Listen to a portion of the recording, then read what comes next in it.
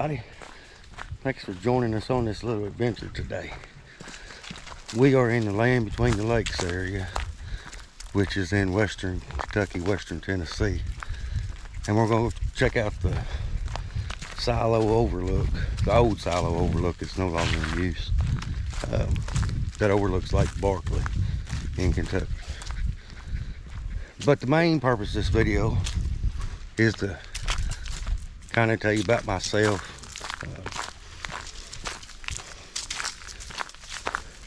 What I'm about.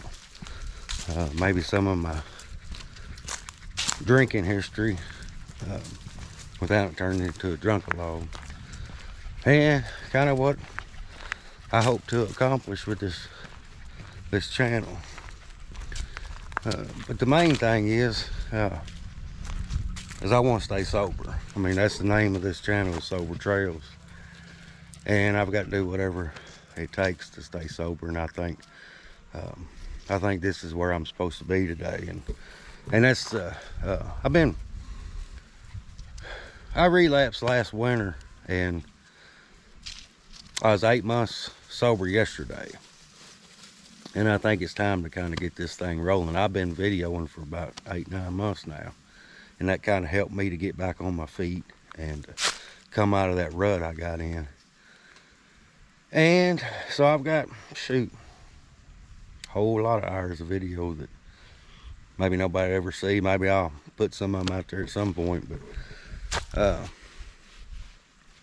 I've kind of hit another low spot. I haven't drank, but I really feel like this is what I'm supposed to be doing. And instead of putting goals on it, or, you know, a destination, or I want to get this done, I want to be at this point, you know, at this time, I'm just going to do it today. I'm going to take it as it comes and see where it goes. I mean, I do have some hopes, and that is to stay sober, and I hope that, you know, it may help somebody else stay sober, or, you know, kind of open their mind up to something new. And but I have made a few contacts and some people in recovery, and I'm hoping see that they, you know, will come along on an adventure with us. And if you're interested in that and you kind of like what's going on with this, hit me up on Instagram, and you know, I'll probably have to stay pretty local at first, and then, you know, but I'm willing to you know, go anywhere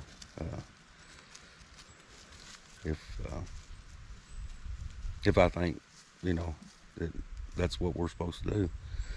So I live in Kentucky, western Kentucky, so if you live, you know, somewhere close to that, we could probably get together at some point. But, you know, there I go looking ahead. I know I ain't supposed to do that, but so I want to hit some trails, do some backpacking, camping, kayaking. Weather's fixing to change. The weather's going to be beautiful.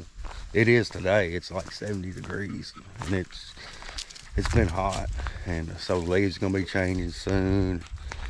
We may have some snow this winter, and so we'll see some beautiful scenery and talk about sobriety. But, you know, this ain't a backpacking channel. I do watch a lot of them, and I love what them guys do. But I'm not, you know, probably going to be doing no gear review on anything, or telling you what to pack to camp, you know, things like that. I mean, maybe we'll have to talk about some of that, but we're going to be talking about sobriety, and might do a book review. I don't know, but we'll go see some neat stuff. I thought this would be a chance to see something, a little hidden gem in LBL. You know, I mean, it ain't secret. A lot of people know about it, but some people don't. But I may say where I'm at, you know, give you kind of directions of kind of where I'm at if you want to come see it yourself. And but yeah, I like to chase waterfalls too. Seen a lot of good ones this year. So let's just jump on into this. I ain't even told you my name yet. See that? Y'all bear with me. I'm not real good at this stuff. But I'm Josh and I'm an alcoholic. And I guess I'll introduce these guys. Hey Tucker. There's Tucker. And this is Oliver. And that's Pearl. And these guys probably be going with us here and there. I'll give you a little bit of my drinking history. And then we'll check this silo out. We're right here at it. But I started drinking when I was 13. And for the same reasons a lot of people did. Just not fitting in. Not feeling like I fit in. Just not feeling confident, maybe. I was shy. And I'm one of them people, when I took that first drink, it was on. I got blackout drunk. And I wanted to do it again. And that's a pretty common story with some of us. And so every chance I got after that, I get my hands on it. I was all up in it. And so yeah, I started having issues with alcohol very early in school. High school, I remember going to school hungover, and immediately, drinking out in the parking lot after school. And I met my wife when we was 15, and we got married when we was 19. And at the wedding, we had to serve, or me and my wife had non-alcoholic champagne, because at the time, a few weeks earlier, something had happened, because of my drinking, and I was trying to cut back, and, but before the night was over, at the reception, I was drunk. And that went on for years, but I went to my first AA meeting when I was 19, 18 maybe. Got my first DUI when I was 21. I've had 4 of them. Did some jail time. Nothing, intense or long term or nothing. Weeks, a few weeks. But we started having kids when we was 24. And, my drinking continued, and there was always drama and issues brought up with it. Trouble with the law.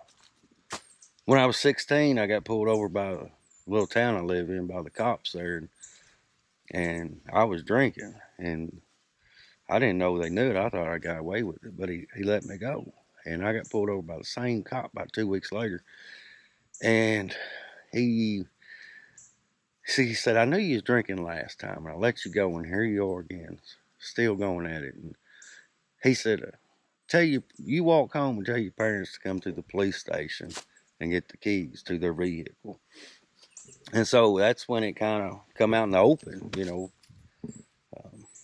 that I'd had issues with alcohol.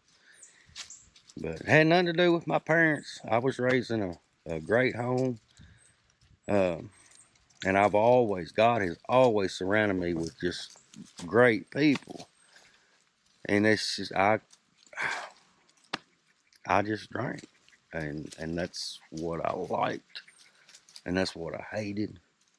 But I just continued to do it.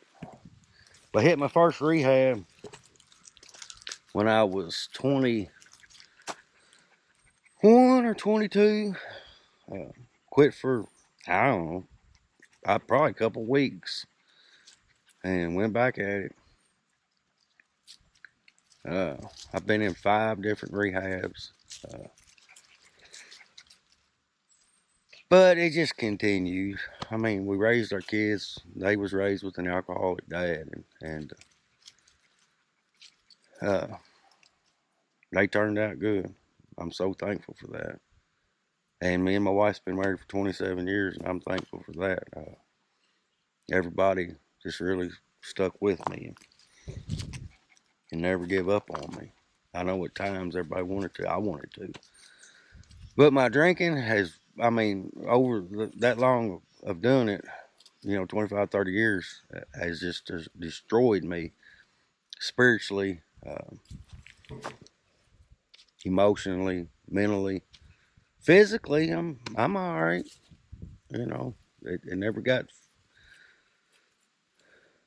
where, I mean, I felt awful most of the time, but I got used to feeling bad. But I'd have kept drinking. I think if a doctor would have told me, if you keep drinking, you're going to die physically, I'd probably still be drinking. But spiritually and emotionally, mentally, it was destroying me and everything around me. And and that's what finally drove me to start trying to quit. And let's check this silo out. What do you think? And then we'll come back to that. So here's the old walkway. I guess it started there.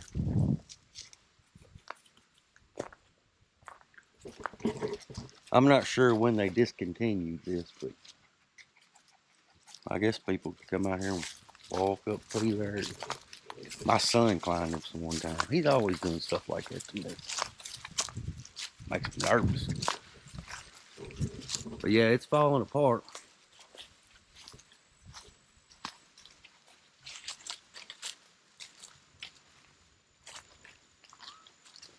Flagpole still standing up there.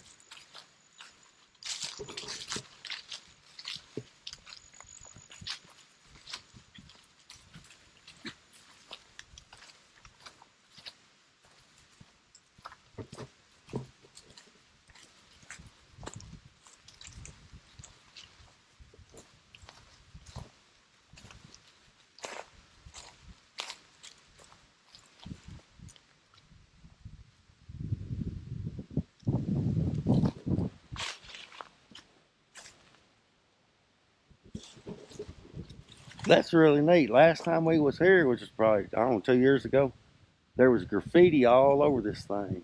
And they cleaned it up and put these signs up. It said they got cameras out here too. So, yep, there's a camera right there. So that's cool. This place, people can come enjoy it and not have to deal with all the trash and the graffiti. And I ain't got nothing against graffiti, but there's places for stuff like that.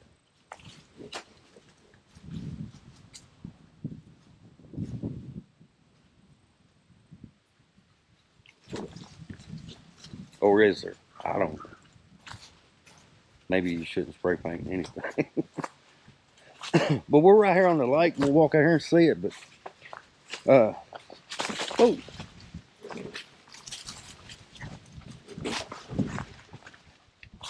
so I was at trying to quit drinking. Had tried and tried and tried. Drinking quit being fun to me a long time ago. And if you're in recovery or you're still in addiction, you know what I'm talking about. It's just something that we hate and we still think we can't live without it. And that's where I was. I've had several different sponsors over the years. Very little sobriety time. I think 2007, I went to an outpatient rehab and I had 6 months sobriety, and that's going to meetings. That's just, I was raised in Alcoholics Anonymous.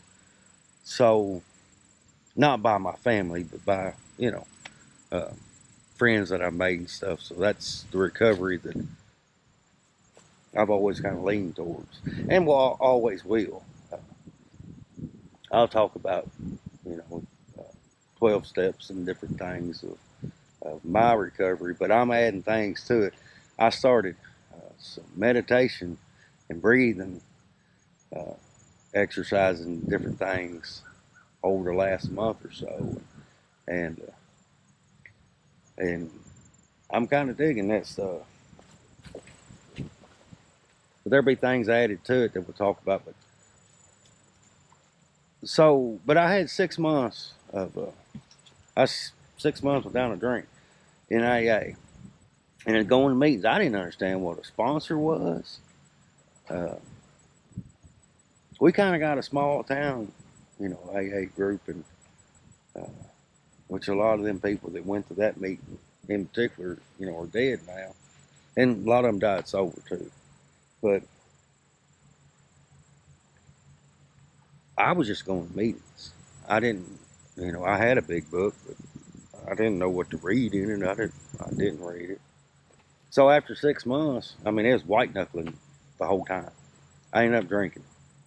I remember sitting at a restaurant. We went out of town for work, and everybody had ordered alcohol drinks, and I said, "What the heck?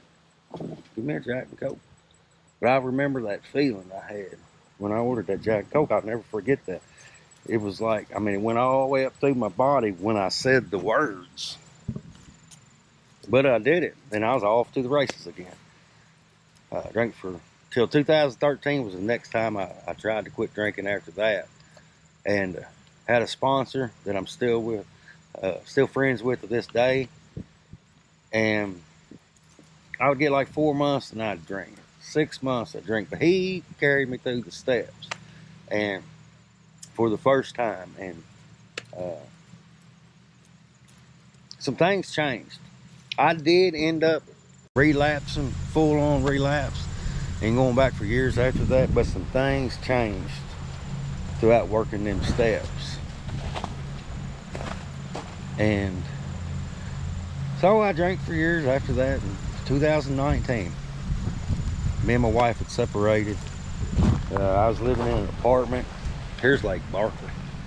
Look at that view.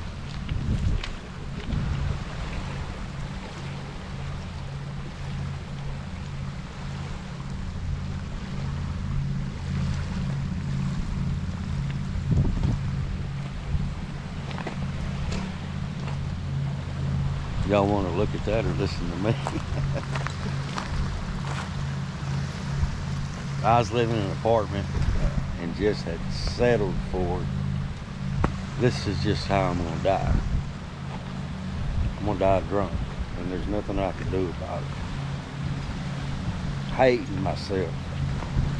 Every time I drank at that point, and for a long time before that too, I would go into a depressive state. And the bad kind. And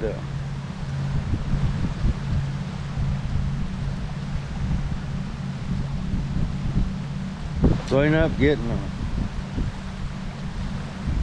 another DUI. And then another one. And another. And the last one I got, picked up for. That little adventure took me to the mental state hospital for 5 days and back to jail. And then my wife came to see me in the hospital, and after we'd been split up for a while.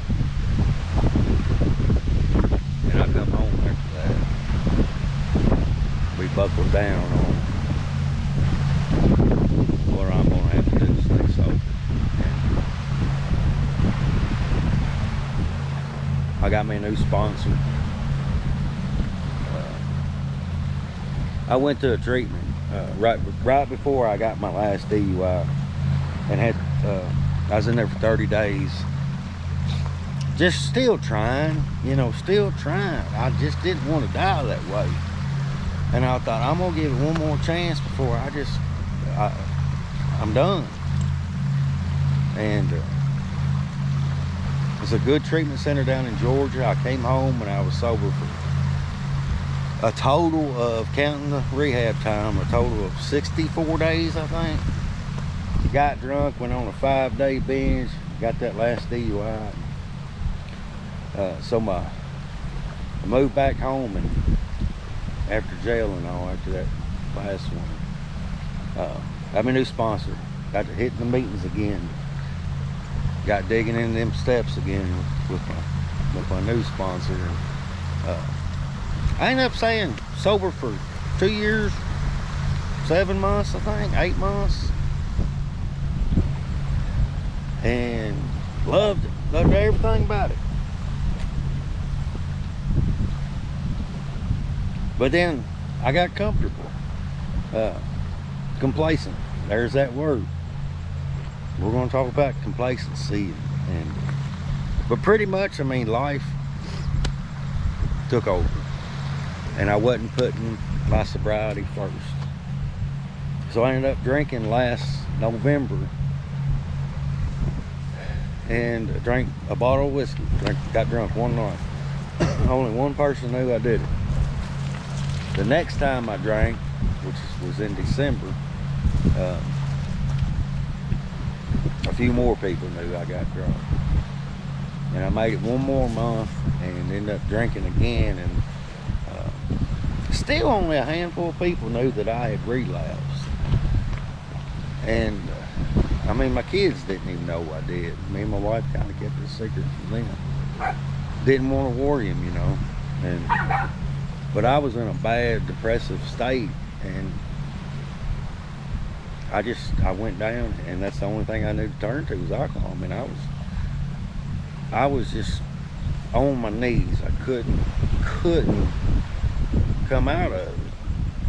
I wasn't doing what it took to come out of it, I'll say that.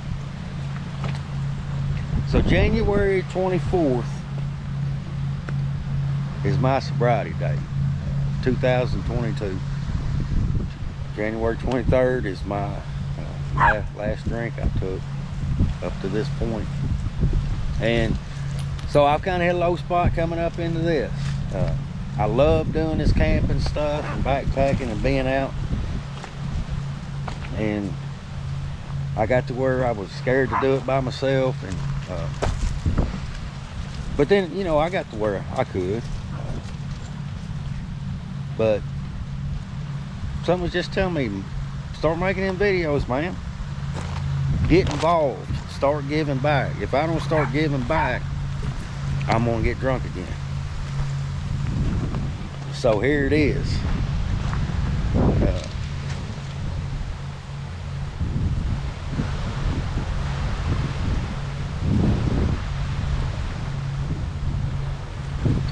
I want to get involved. That's I know that's where I messed up. I didn't stay involved with other alcoholics and addicts. And I know where that gets me. I know where it gets all of us. So that's a little of my story and kind of what we got going on here. I guess the reason I probably haven't put some of this stuff out there yet is my pride. And all that is to me is the devil using my ego to tell me I'm not good enough. Nobody's gonna like it. People gonna bash you. You don't have enough sobriety time. Who are you to tell anybody anything? Nobody cares about anything you've got going. But my sobriety's at stake. And I don't want to go back there. So if this is what it's going to take to keep me sober, that's what I'm going to do. I think this is what I'm supposed to be doing. And so, screw the devil. We're going to go forward with this thing, and it's going to gain some momentum, hopefully. And like I said, we're not going to put no expectations. We're not going to set no goals. We're just going to have some hope, and hope we give some other people some hope.